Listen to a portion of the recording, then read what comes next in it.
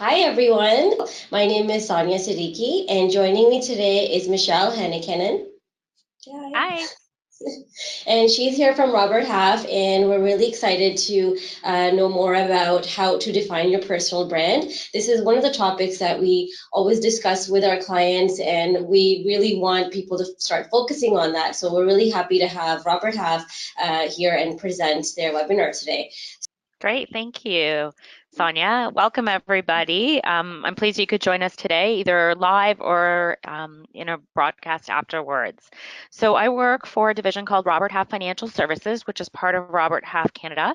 We're actually focused in temporary placements within the vendor management space, so working with many of the large financial institutions. I've been with them for 16 years, always in the temporary space, and love working with candidates, especially people that are moving here from across the world. Robert Half has a number of lines of business, not only in finance and accounting, but a number of other spaces such as technology, legal, creative, and so on. We're celebrating 70 years this year, so an exciting year for us as a company. So my presentation today is one of a series of 3 that will happen over April and May, and it's on Job Search 101, defining your personal brand. You've heard the phrase, you never get a chance to make second chance to make a first impression, and this is especially true during the job search process. Every competition is intense in terms of the opening that you might be applying for, and that's often online. So you want to ensure that you're creating a well-crafted resume and cover letter, which we will discuss in my next webinar. But today we're going to focus on your own personal brand. So we can move to the next slide. So your personal brand. Your brand is what other people say about you when you're not in the room. I love this quote because it's how people remember you. It's how you present yourself online and offline to potential employees, to your coworkers, to everyone you meet. It leaves them with impressions about your professionalism, your reliability, your work ethic, your authentic self. And it leaves you sort of with a lasting sense of who you are, personally and professionally. We can move to the next slide, Sonia.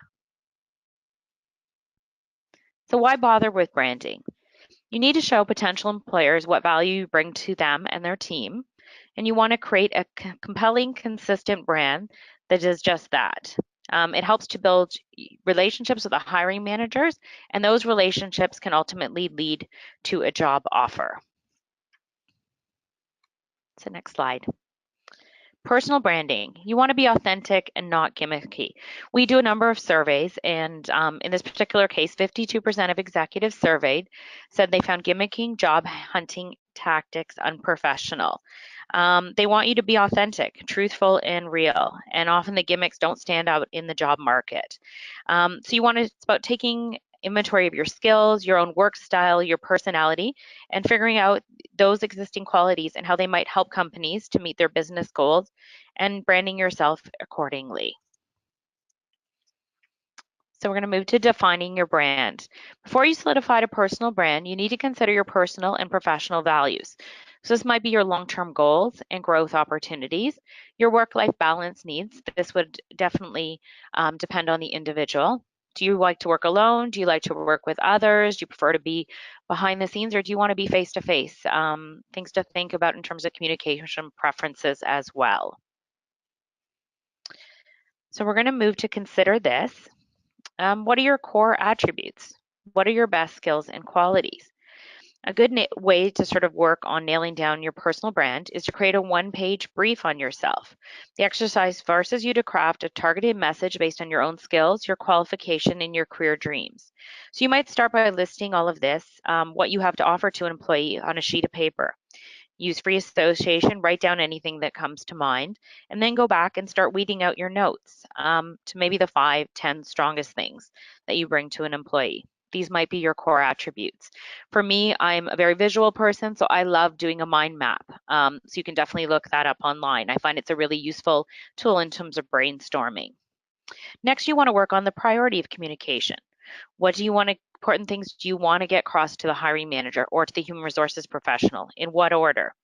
So you want to keep this short and simple. Think about 10 words or less for each item. Your list might go like this. You're a team player. You're creative and as well open to new ideas. And you've gained valuable industry experience in past internships. If you're struggling with the priority of your communication, imagine you ran into the vice president of your company where you've always wanted to work. What's the important impression you want to leave? That interaction might be 10 seconds, 20, maybe a minute at most. Do you want them to know that you're curious and outgoing, you're knowledgeable about the industry, you're positive, you're a hard worker, and choose sort of from there. And your personal brief is also an outline, your ultimate job goal, and the smaller goals that will help you get there. Maybe, it's to land your first job in Canada or your first job in a new industry. Break it down into measurable goals. Maybe one of those goals is to attend a networking event once a month or update your LinkedIn profile in terms of the status once a week, maybe sharing stuff with your network. These kind of daily, weekly, and monthly goals will help you keep on track, and you can review back and see where you might need to adjust. So we're going to move on to putting your brand to work. As you can see, this is Jane Doe. She's a copywriter, so she might be falling well into our creative group. So her core belief is, as she loves to solve problems, one of her goals might be to work on her LinkedIn profile, and then maybe she's going to work on practicing her elevator pitch for Monday. So once you've defined your own brand, the next task is to apply it consistently across all your job hunting materials. And so you want to think about how this translates into the look, feel, and content of all your brand elements. Some things to consider. Does your resume reflect your core attributes and your priority of communication? Will employers find the information on your LinkedIn profile that reinforces what you said in your resume?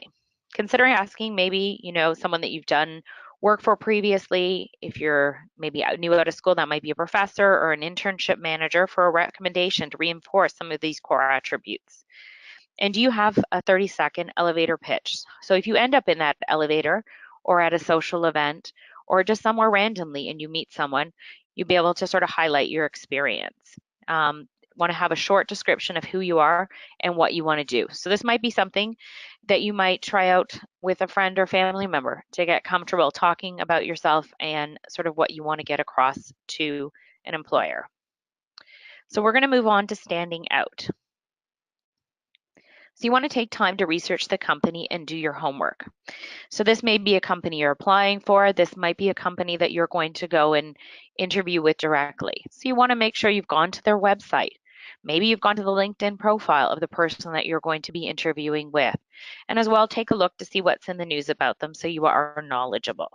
So dress up more than you have in the past. So this would pertain to not only interviews that you might have with HR or the company directly, but as well as an agency such as ourselves or a recruiter or any networking or information meetings you might go to. So if you're going to go to an office and drop off your resume in person, definitely dress up for that as well. But be prepared that that person might not be able to see you. They have many things booked during the day, so they might not be able to take time out to come and say hello.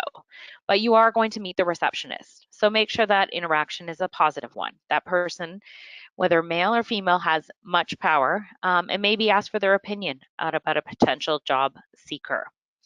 Use a good reference. So you want to make sure you've got your references for your jobs that you've previously done. When you're moving to Canada, you want to make sure you have these contact details prior to embarking on your move and how to get in touch with them. You may be required to provide them when you're getting a job. So do take time before moving here, or if you've moved here, to identify where those contacts are that can speak positively on your behalf. Turn the tables around during the interview and ask about the hiring manager. So this might be asking them about their own career, why they like working for that organization. And they usually are very happy to share. And write a handwritten thank you note as opposed to an email to help you stand out. If you're going to an interview, and with the mail here might only take a couple of days, but sometimes people might carry some handwritten notes in their portfolio or handbag that they could easily go, write it before leaving the building and drop it off with the receptionist before they leave. So we're going to talk a bit about social media. I'm sure many people on this call are involved in at least one, if not more, social media platforms. So social media can help a lot in terms of leveraging existing contacts or joining new groups to gain new ones, as well as identifying contacts and easily remaining in touch with your network. Maintaining an active network is critical at every stage in your career, whether you're seeking a new job, you're a new graduate, you're looking to advance your current role, or developing your skills. With social media, you want to use it thoughtfully, can help revitalize and expand your network and define your brand. I know many people personally that have utilized social media that's opened up new networks for new job opportunities or new opportunities for business. You can identify contacts. These might be people you have already relationships with. These might be your former colleagues that you definitely want to keep in touch with, and this might be an easy way to do so, as well as people you share common interests with. They allow you to find new people, and as well link into networks that they're involved in, and maybe create some new introductions as well. Networking websites provide a forum for staying in contact with these individuals regardless of the location that they live in the world, and allows us to build bigger sort of networks than maybe we were able to do even 10 years ago. So your online brand, you always want to be checking your digital footprint. You can move to the next slide, Sonia. So assume your hiring managers are going to search for you online. So you want to make sure to Google yourself, check your privacy settings, scrub any questionable content. So do you have comments that maybe you don't want an employer to see, or maybe photos that could lead to prospective employer to question your character or common sense? When in doubt, make friends with the delete button. Be mindful that despite your best efforts, some digital debris may be impossible to erase. So you want to make sure you know what's going on out there, what words and images might be published under your name, and how that might be perceived by a hiring manager down the line. So then you can also speak to it. So really, it's all about your own personal branding. So your brand matters everywhere. 72% of executives said they're likely to plug a job candidate's name into a search engine. If you put your Google name into Google right now, do you know what would pop up? For me, it's likely to be my own LinkedIn URL because I've created it with my name. If you have a less common name, you might have other people coming up. So you definitely want to know that as well. You might want to put in the city that you're in to see what might come up as well. So one of the first things you want as a person in charge of for your dream job to see. So definitely make sure you're seeing what that's going to be. So digital damage control, you want to conduct a search of yourself, take down any negative photos and items, and untag them. Sonia, you can move to the next slide. So you want to know what's out there. So you don't want to have a potential employer have an impression of you that maybe it's, you party all the time. Well, it's fine to have fun. You want to make sure you know what's out there. Knowledge is definitely power. So plug your name into, like I said, Google, as well as maybe some other search engines, Bing, Yahoo, and look through the first pages of 2 pages of results from each search engine with a critical eye. What would an employer think based on those links? Are you sending the right message? Is it in line with how you want to brand yourself? And if there's negative items, you want to work to take them down. So it's Facebook photos, you might be able to untag them yourself, or email your friend or the person that's posted it, or ask a website administrator to remove something that might be on a message board. But sometimes you can't get things removed, and you want to be able to talk about it with the hiring manager. So we're going to move on to the next slide, which is you can separate your professional and personal list. Within Facebook, you want to use their privacy settings. I know that's been in the news a bit, but you definitely want to review them on a regular basis. And you can also create lists within there. So if you only want maybe certain things to be seen by your close family and friends, you would create a list for that. If you want something for your professional contacts, or you might want things that are seen outside of that. But just remember, whatever you write online, even with those settings, may be seen by someone else or shared by someone else. So you want to make sure that you're keeping that in mind when you're utilizing these search engines. To keep on tabs on your online persona, take advantage of free monitoring systems. So with Google's, you can set up alerts on your email, as well as blog search engines such as Blog Pulse, to keep up with trends on social media. So on the other hand, you want to pay attention to the top search engine result, make sure it's polished, use it to reinforce your resume, and show your personality and interests. The internet presents unlimited possibilities for building your brand and making connections that may lead to job opportunities. It's a place where you can demonstrate your skills instead of just listing accomplishments on your resume. So begin building your online brand by focusing on the first result that pops up when your name is in the search engine. So this is often potentially a Facebook profile or a LinkedIn profile. So you want to make sure the information employer finds works for your job search. So look at the opportunities to expand on things in your resume in a little bit more depth. So this might include your personal line, include write-ups and pictures of projects you worked on, describe your involvement and the behind the scenes thinking for projects. You might create a short bio that describes your experience in a more personal way than you might on your resume. And you might talk to your ongoing participation in industry associations and conferences. It's a good idea to maybe add some personal stuff about you. Maybe that's your hobby, your interest, your volunteer work. That might be something that builds a relationship with a hiring manager or an HR person or one of your new colleagues. Maybe you have an interest in soccer. Maybe you volunteer in the same organization. By adding those details, you add a bit about your personality and it helps you become a little more than what is just your name on your resume. So we're going to move to, Sonia, if you can go back actually. So brand building online. You may consider a personal website. It lets you put your own name first. It serves as another job hunting tool and it creates a hub for all your online activity. So if you have this as your website, you could have your resume on there. You can show off your skills, your work experience. Have you been published? You create a site that reflects your own brand as opposed to like something like LinkedIn that's sort of built, and many people's sites outside of their personal information will look the same. You know, you can add in certifications. If you win an award, maybe you can link it to some of your accounts. If you write a blog, you can put this all in there. So we'll move to the next slide, which is getting focused on social. So some of the things people might utilize in their own social media is a personal blog, a LinkedIn profile, Facebook, Twitter, YouTube, Pinterest, and Instagram. You may be on 0 at this point in time. You may be on all of these or something in between. If you are a job seeker and you're not on LinkedIn, I would highly recommend that is the one tool you would want to be on for your job search for continuing your networks going forward. And you are able to put in many privacy fields that are only accessible to people that are in your network. So it's important to maintain some sort of social media presence. It seems like there are now a lot of social media platforms. So you would pick what makes sense for you. If you're working with Twitter, you may need to post a number of times a day to be considered active and to get your word out there. And there are many Twitter accounts that share job postings as well. So you want to make sure as a job seeker, you might be following those.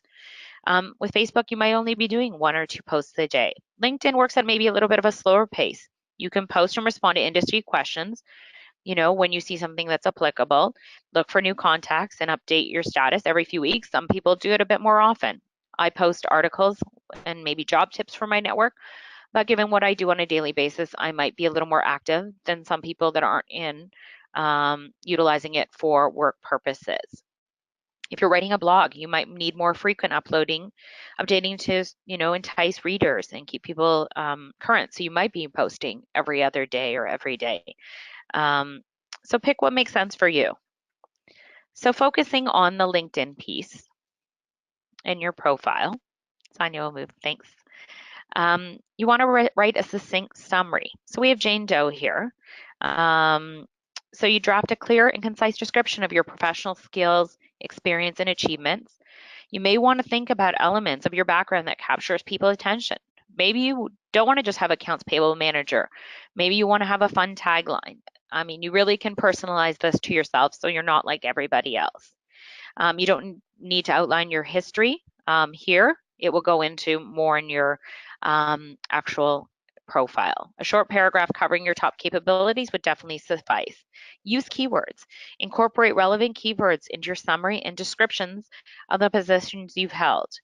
LinkedIn LinkedIn members and recruiters and HR and hiring managers can conduct searches for others to connect based on this. So it might be they're looking for, in this case, for accounts payable, management, leadership skills, and maybe can tie it down in here to the city that they're working in. LinkedIn also makes you more visible beyond your LinkedIn community. So by Googling your name, as we discussed earlier, people will be directed to your profile. It could increase the odds of an employer or recruiter finding you by considering, the likely search terms that are in your profile.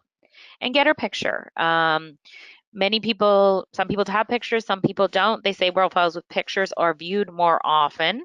Adds legitimacy to your and confirms your identity. But choose a profile picture that you're professionally dressed. It does not need to be a professional photo, but you want to make sure you haven't cropped a photo.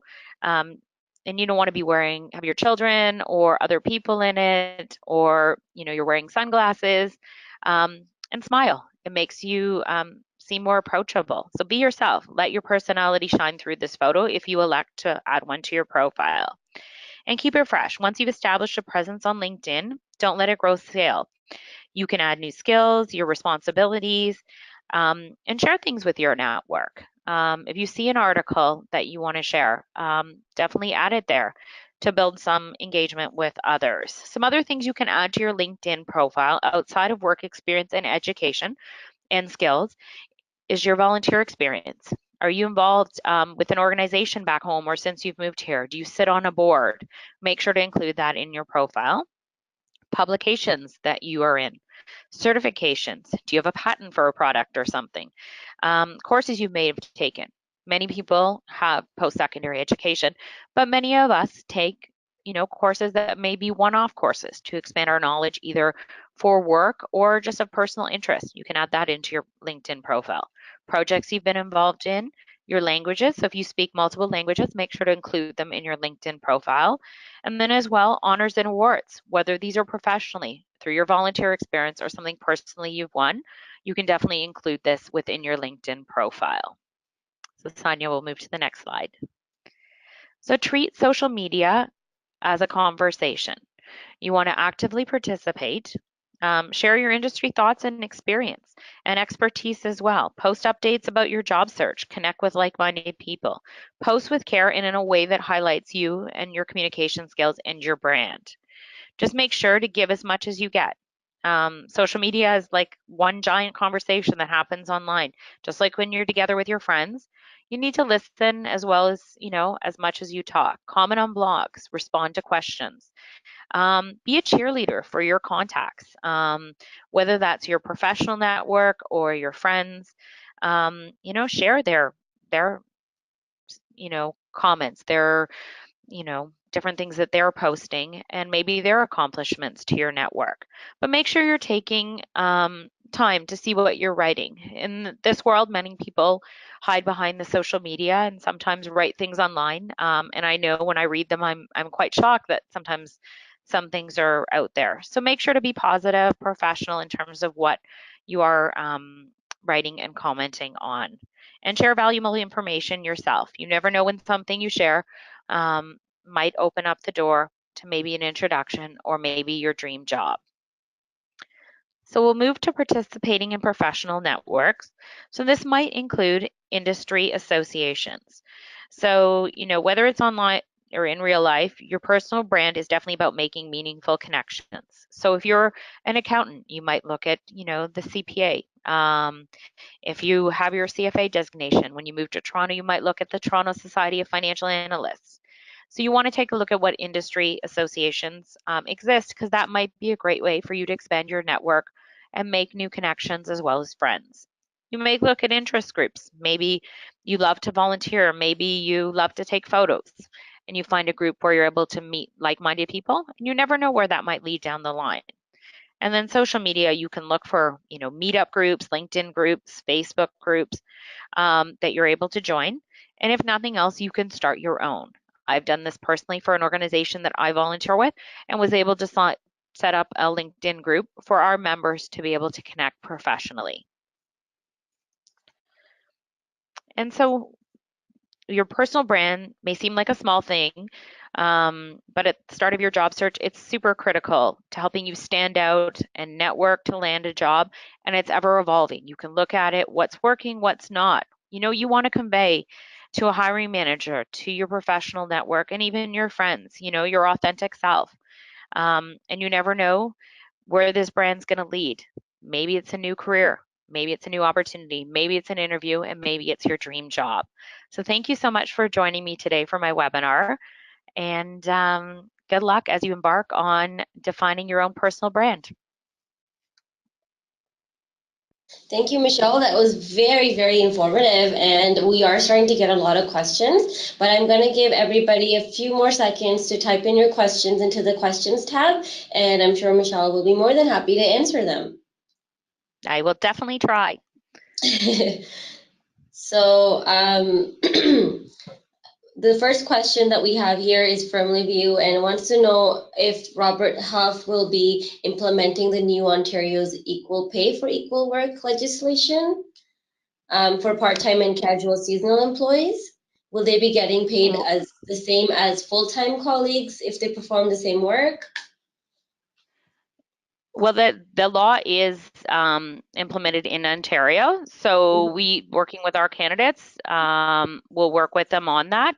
So definitely, if someone's working through us, they should be in touch, with our organization. For sure. Awesome. So the next question I have is someone who has a lot of experience and they're finding it very difficult to put it on just 2 pages on their resume. That's a great question. Actually, Michelle will probably be able to better answer that on her next webinar, which we have on Wednesday, April 25th. So do sign up for it. But Michelle, if you have any quick tips you want to run by. Well, definitely. I mean, you don't want to have a resume that is, way too long, that the person that's receiving it loses interest or, doesn't read it. Ideally, 2 pages is a lot. I know in other countries, for sure, there's some resumes that I've seen are 10 or 12 pages, and that's quite common.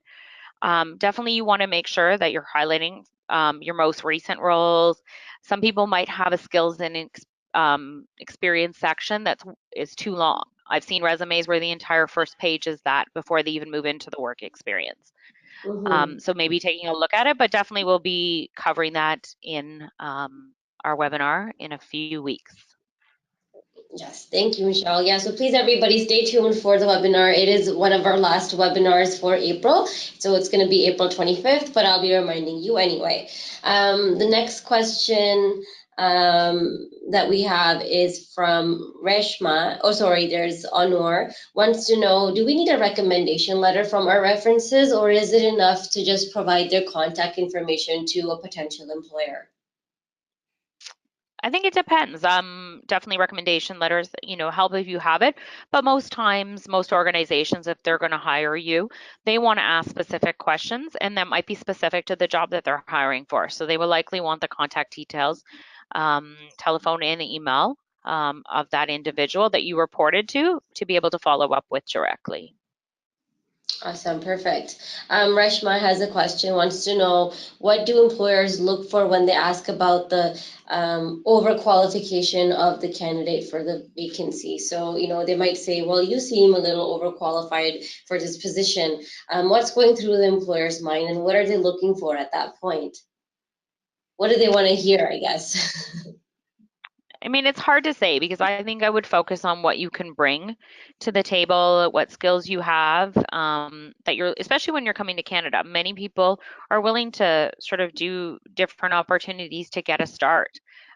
So focusing on that.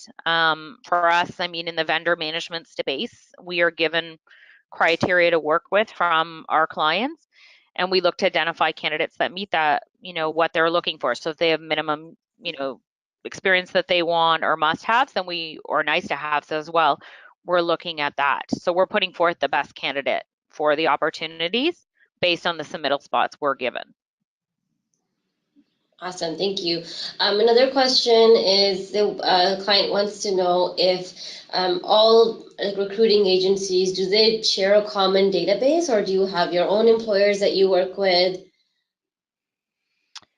I mean, I've only ever worked for one agency. Our offices within the Greater Toronto Area, which is 8 of them, can access any candidate's file. So if I meet a candidate and one of my sister teams has an opportunity for them, they'll be able to access that. I'm sure other agencies might utilize some sort of database, but to be honest, not working for them, I don't know what they utilize. But if you're registered with our agency, any division within the Greater Toronto Area, every office within that area does have access to your file. Okay, sounds good. And you also have access to the same employers all across the sites? Well, the offices work on, and the different divisions work with their Okay. own client. So if a client is in the downtown core, it would be handled that any sort of temporary or permanent search would be handled through that office. For my team, it Okay. works a bit differently because many institutions can have offices throughout the GTA. So if we're receiving it through a vendor management program, we might receive them for downtown, we might get them for the West End, we might get them for North.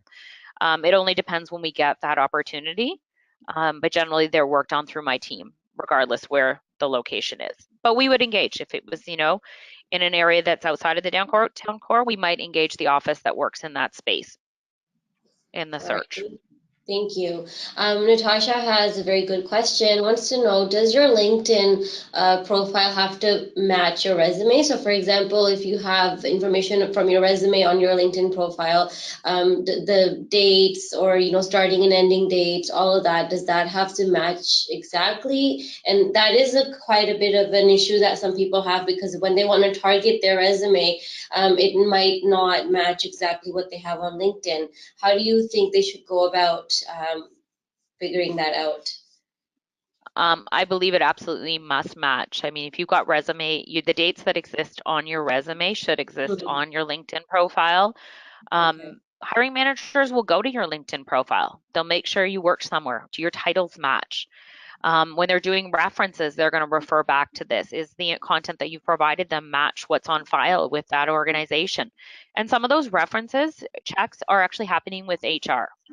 So they might be calling to confirm your title. And if titles differ or dates differ, that might give them, some doubt in what exists and what is true. So definitely you want to make sure it is current. So if you've left an employer, so if you're moving to Canada, you're probably leaving your employer when you do that. So you want to update your end date. If you're working on an assignment here or you wrap up with a company, you want to update it. Make sure that your LinkedIn profile doesn't show that you're working somewhere that you're actually not working. So you're For sure. making sure that those are updated in real time. But yeah, those dates definitely, because I mean, when we send a resume, and the hiring manager gets it, they could be, without our knowledge, plugging into the social media channels that candidate's name, checking their LinkedIn profile. If their resume says they're a financial analyst and that's how we presented them, and then all of a sudden they've gone to their LinkedIn and they were the vice president, that might create some doubt. So definitely make sure that it's consistent across all channels that you're utilizing. For sure, thanks. And then a follow-up question from Shweta here wants to know, so you know how we have to target our resume for each job, and then it might be a little bit different on LinkedIn. How would employers feel about that? Because you I mean, might be definitely you would target. highlighting, sorry? Yeah, yeah, you would definitely target it for the job that you're applying for. But Mm-hmm. depending, some people don't put their whole resume into their LinkedIn. Some people do. Some people may be able to put more. It's really, um, I think it's people's comfort levels, in terms Right. of what's out there. Even some people have LinkedIn profiles that are open to the world. They can see every part of it. Some people just have, their photo, their name, their little subject line, and their summary, and that's sort of all that's open unless you're in their network. So that really, I think, is very personal on how much you put in there. Some people might put more. Some people might just put, a brief summary under each role of what they're doing. So I think it really varies. Yeah, which is In terms probably of better what's in idea there. to have to explain what you kind of do, what your role was, instead of writing each and every line that you would have on your resume on your LinkedIn, because this way it gives you room to target your resume as much as you can without Yeah. contradicting yourself on your LinkedIn. Yeah, and I think it's Um, really personal. And some people just have like, such as myself. I mean, I really don't have a lot. You can see where I worked and when I worked there, but there's not a lot of depth to that. And other people have a lot of depth. They've included their, what's in their resume and maybe more because they have the luxury of space within the LinkedIn profile. yes, that's true. Um, Ajas Vita has a question, wants to know. Um, Okay, so yes, I guess Jasvita, we'll get back to your question. Wants to know how to get into the LinkedIn group. We can help you out with that later. All right. So, Yeah, and if you're going to like, if you're taking a course, and I know I do some speaking engagements with Access Employment in person. Um, so one of the groups I often speak with is a Financial Services Connections program.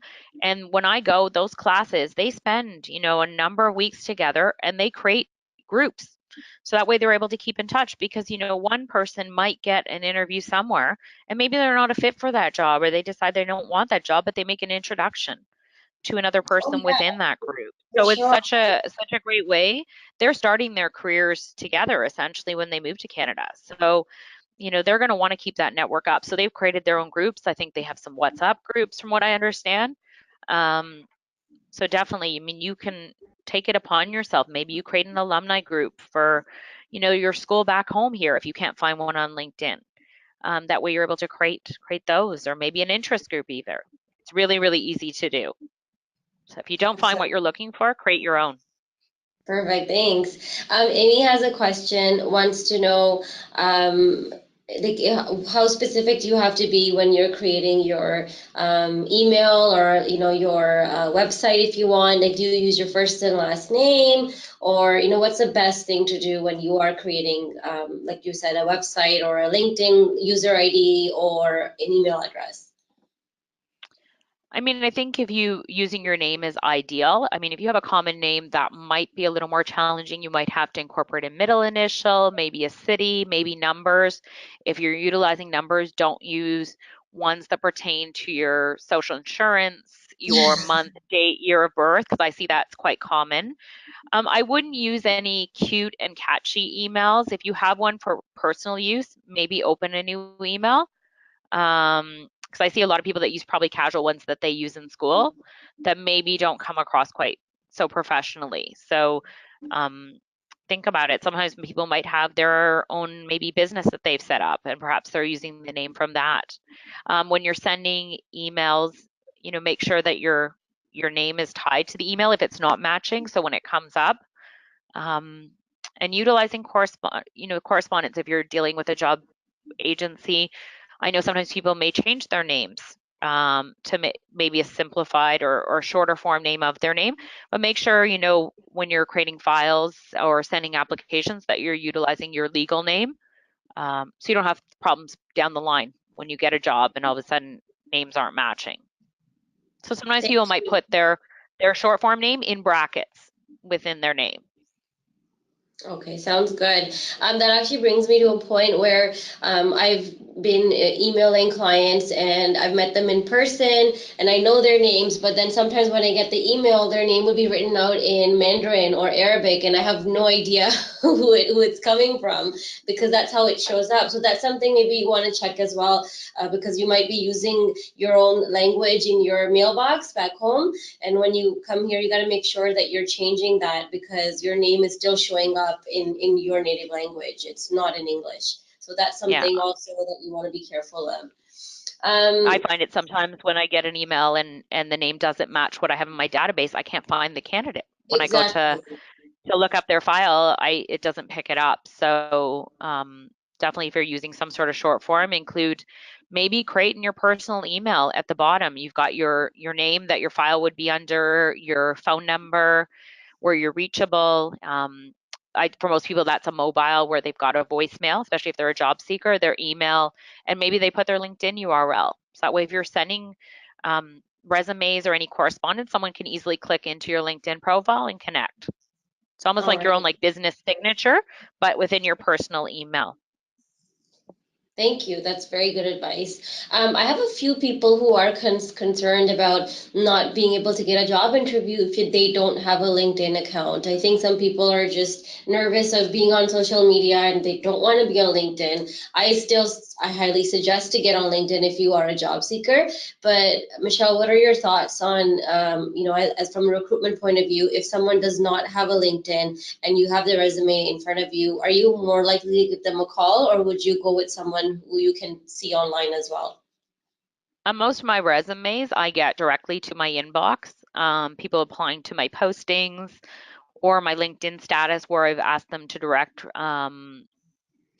their resume to my inbox, or it might be referrals.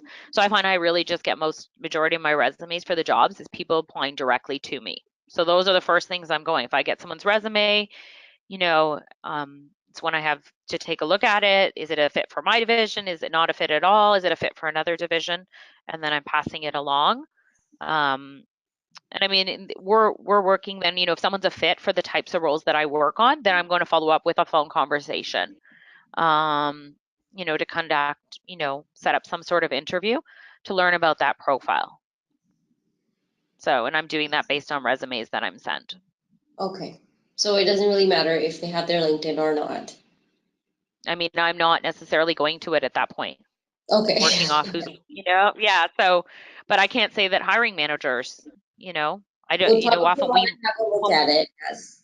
yeah, we don't know what's happening when they get the resume. They could be going to look for someone's LinkedIn profile. You never know that.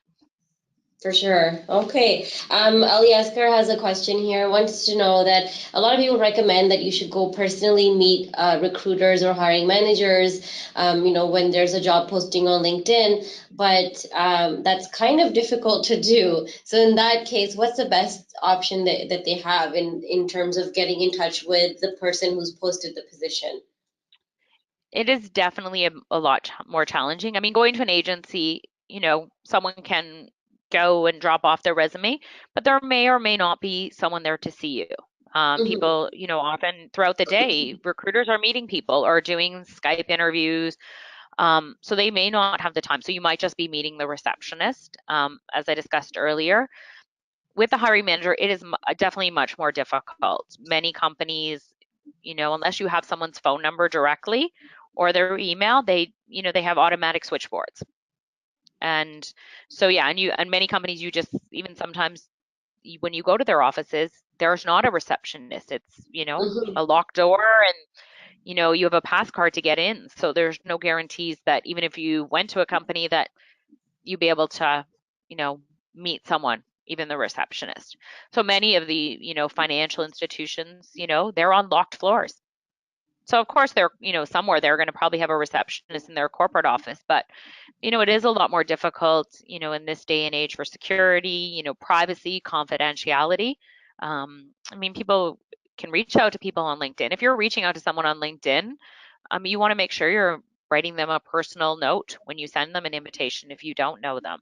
But there is, the likelihood someone's not going to accept it or respond. So you just have to not take it personally. But I mean, a great Hmm. place to meet people is if you're going to these networking events, whether it's an industry association or maybe there's a networking event happening, by an alumni chapter or a group that set something up in the city. It's a great opportunity to meet people. And I mean, it Thank might you. not be the person that's going to get you the job. You might just make a connection that all of a sudden you made a connection with the person that works in a company that all of a sudden has an opening and they're like, you know what, this person would be an awesome fit for it. Also maybe let them know or let them know where they can apply. And many companies have referral bonuses in place. So if someone knows someone and they know they might be a good fit for that organization and a great worker, they might be more likely to refer them. So Perfect. you Thank you. just never you just never know. It might be the person you meet on the bus that is, in the mailroom or the receptionist in an organization that ends up making that introduction. Yeah, and that happens all the time. I hear from my clients all the time that they were on the bus and they met someone who's on their way to the bank who worked there and she helped them get a job. So like these kind of stories I hear all the time. They're very common. So it's all about networking and Yeah. always looking good to meet because you never know who you're gonna bump into. Yeah, and it's, Rashmi, making sure when you're out there, in this day and age where everything's, recorded and mobile phones, you want to consider that wherever you are. You never know. I remember when I first started working before my first full-time job, and on, a couple of days before I was somewhere and I showed up at work on Monday morning, and the guy's like, "I know you. I saw you on Saturday night." So, and it ended up being my first like work best friend. Yes, awesome. you just never know. Exactly. Well, Rashmi has a question. You spoke about creating your own website for your resume and everything, and she wants to know if it would be a good idea to include like a video interview, kind of a video introduction of herself, or is that too much? I think it's an awesome idea. Because it really, I think, the video and being sort of like even in a Skype, it makes if you can't meet someone in person, but you've both got your video screens up, you really get a sense for that person and their personality and their energy and stuff that I don't think you may get off necessarily just a piece of paper. So yeah, I think a video interview is a great idea or introduction. Awesome. Cart has a question, wants to know if he should completely define his personal brand before he starts the job application process. So should he sit down and, prepare for everything before he starts applying for jobs, or should he be doing that simultaneously? I think you should give some thought to what you're trying to convey. And a lot of you probably already have started the job search. Maybe it's going back and reflecting what's working, what's not. What do my materials say about me? And maybe it's, asking someone in your personal network that you trust to take a look and they're like, well, what do they see? I mean, I know when I work with candidates, like if I see stuff in their resume that I think that they're going to need to adjust, I will give them some of those suggestions. At the end of the day, it's up to them whether they do it. But sometimes what's going to work potentially in an online system, and definitely in a few weeks we'll discuss stuff around the resumes. But sometimes it's a second set of eyes that catches maybe what you don't, and maybe that's sitting down with someone and that you've worked with, and it's like, well, what do I do well? What do I get excited about doing, For every sure. day? Yeah. Rajat has a question and he wants to know what is the best process to get in touch with a recruiter from your firm? Like, how do you get assigned with a recruiter? How does the process work? With us, a lot of times it's people applying to opportunities, but a lot of times people are applying to maybe a division that is not suited to their background. So I get resumes sent to me by many other divisions. Sometimes when I post roles, I'm sending opportunities. So my team does some stuff in the business analysis and project management space, and I'm often getting candidates applying that are perfect for our IT team, maybe not for the roles that we're working on, where they're very specific to financial services. So I mean, I would look online to the agencies or the types of roles that you're looking for and see who's working on them. And then it would give you instructions of what process you should follow to get in touch. So like if someone has a legal background, I'm not going to be the person meeting them. I would send their resume to our legal team. Legal team. Okay, sounds good. Yeah. Yeah. So it really just depends. And every agency will have different ways in terms of keeping in touch. And that will really vary as well, for each recruiter. So it's all about applying online on your website and then the resume gets to whoever it's supposed to go to. It might also come to a personal email. So like the posting will always give you instructions on how to apply for that posting. So that might vary, like for even teams internally. I know for us, a lot of times on my team, people are putting their email to direct it to. I mean, the opportunities my team works on generally have a max of a 48-hour submittal period. So we're Hmm. working under tight deadlines and often on um, multiple roles at the same time. So I know for me, I like people to either, phone me or email me directly at the office. Because if they email me on LinkedIn and all of a sudden I take a couple days off or I get sick and I'm not online, chances are they are going to miss out on that window of opportunity if they're the right fit. So Okay. at least if they're checking in the office and someone's off on the team, someone on the team is covering. So Okay. definitely, but everybody's different. All right. Thank you. So if you Yeah, sorry. so if you find a recruiter, ask them how they like to communicate, and that way up front, sort of when you're establishing that relationship and the communication you'll have going forward. Thank you. Gladys has a question who wants to know what are your thoughts on paying for the premium subscription on LinkedIn? What are the benefits that they can get if they do subscribe, and is it really worth it or not? To be honest, I don't know. I don't have it. I've never had it. I just use plain old LinkedIn and I always have. So, I mean, I've been on it for even well before I used it for work. So, Mhm. um, I mean, I work on temporary roles, so I am looking for candidates that are currently available, not working. Um, so I don't know that I necessarily would get the benefit out of the premium. So I'm unfortunately Awesome. not the best person to ask. So yeah, everyone has their own agenda and they're using LinkedIn to their own advantage. But what you can do, Gladys, is that you get 1 month free trial period. So why don't you try it out and see how it is and if it actually makes a difference or not. And if you like it, maybe it's worth it to have it during your job search. I have another question. Um,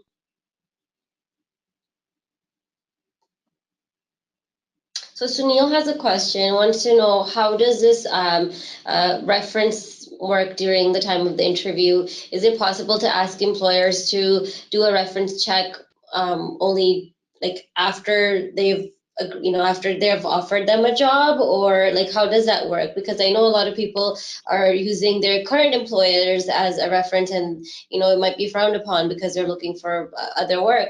So how can they avoid that whole situation, and who can they use for their references?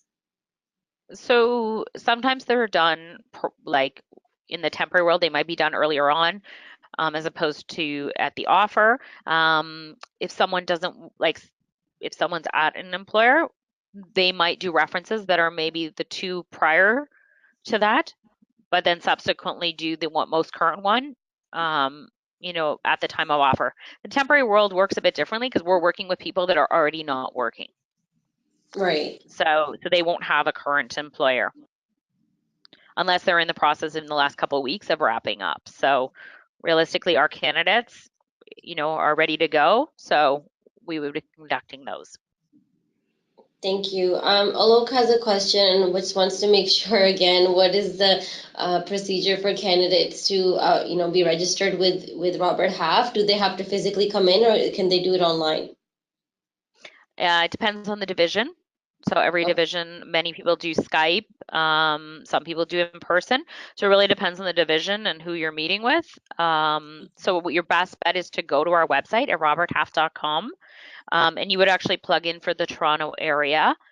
If you're not here yet, perhaps you want to do that closer to your date of arrival, because some people are emailing a year in advance, and especially in the temporary world, that's way too far. Like when I work with candidates, they need to be here and ready to go because things can Right. move quite quickly. So, but definitely that's a good place to start, because then you can go and see our different divisions and see who's potentially posting for opportunities that are a fit for your background and skill set. Because I'm sure people on this call webinar have many different backgrounds professionally, so they might not all be applicable to my team, or and potentially, who knows, there may be not a division depending, what the area they're in. Thank you. Saurabh has a good question. He's got a professional background, but right now he's doing a survival job. Well, he wants to know how he can showcase that on his LinkedIn profile. Is it advisable to have it on their LinkedIn profile or just leave it out? Well, I definitely think you want to include it. A lot of people, sometimes it's people that are moving to Canada that, start up jobs that are unrelated. I often find this happens with students as well, where they think that, well, because this is not in line with my dream job, I'll just leave it off my resume. But sometimes people end up with large gaps in their employment and in their resume that people will question. So if you're adding it in there, focus on the skills you're gaining. So if you're working at, a coffee shop, it's, providing excellent customer service, to on a daily basis. So focus it on the skills that you're gaining. And, regardless what job, if you're taking a job when you arrive in Canada, you're getting, acclimatized to the market here and, a Canadian workplace, and, gaining those skills and interacting and developing your communication skills. So um, definitely own that. I mean, there's Perfect. nothing wrong with taking a job, because at the end of the day, people have to, pay rent and food and, take care of their families and themselves. So um, definitely don't feel embarrassed or ashamed that you've had to do that. Of course, and employers understand that as well, because I mean, you do at the end of the day, you do have to eat, you have to pay rent and whatever you need to do, and it's perfectly fine to do that. I mean, students do it all the time when they're in transition between careers or between school and career. So, sometimes they just have to take up whatever is available while they're job searching. So that Definitely. actually brings us to the end of the presentation. Michelle, I'd like to thank you very, very much. That was very informative. I learned a lot of things from it as well. And we're looking forward to your next webinar on April 25th. And it's going to be at 11:30, but you will all get an email in advance anyway. I would just like to go over a few things before you leave. Just want to tell you that we have ACCES, which is our online resource center. You can check it out, and you'll see tons of articles, videos, past webinars, and different ideas on how to help you with your job search. Our next webinar that is coming up is on Monday, April 9th, and it's called The 7 Levels of Leadership. And it's a great way to, we have Sadaf Gezelbash coming in, and she's going to be talking about basically how to be a great leader and how do so it's a whole program that she talks about, and it's very interesting. So we hope you join us on Monday as well. I was talking about our CEC program, which is a Canadian Employment Connections program. So if you are on your way to Canada, you have your PR status already and you're landing in a few months, you may be eligible to join our pre-arrival connections program. For more information, you will have to email cec@accessemployment.ca. And again, thank you for your participation. If you do want to get in touch with us, please follow us on Twitter, LinkedIn, or Facebook. We are very active on our social media, and we promote all our in-house and online events on there as well. And Michelle, I want to thank you again for joining us. Do you want to say anything before you leave? Thanks, everybody. I'll hopefully you can join us in a couple of weeks. And if you do want to connect, you can look for me on LinkedIn and just pop me a note to let me know that you attended the webinar too. Yes. Have a great So, day. yes, have a great day or evening, and we'll see you next time. Bye, everybody.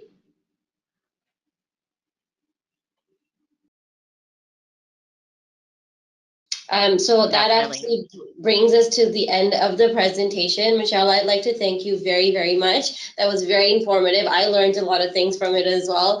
And again, thank you for your participation. If you do want to get in touch with us, please follow us on Twitter, LinkedIn, or Facebook. We are very active on our social media, and we promote all our in-house and online events on there as well. And Michelle, I want to thank you again for joining us. Do you want to say anything before you leave? Thanks, everybody. I'll hopefully you can join us in a couple of weeks. And if you do want to connect, you can look for me on LinkedIn and just pop me a note to let me know that you attended the webinar too. Yes. Have a great So, day. yes, have a great day or evening, and we'll see you next time. Bye, everybody.